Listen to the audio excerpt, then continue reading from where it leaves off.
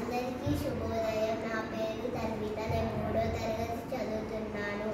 ఈరోజు నేను విరామ చిహ్నాల గురించి చెప్పబోతున్నాను. మనము రాసేటప్పుడు, చదివేటప్పుడు ఎక్కడ ఆగాలో ఎక్కడ ఆపాలో తెలియజేసే వాటినే విరామ చిహ్నాలు అంటారు. బిందువు మనము రాసేటప్పుడు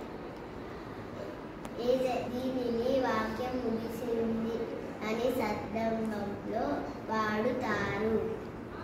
ఉదాహరణ, సరిత అన్నం తింటుంది.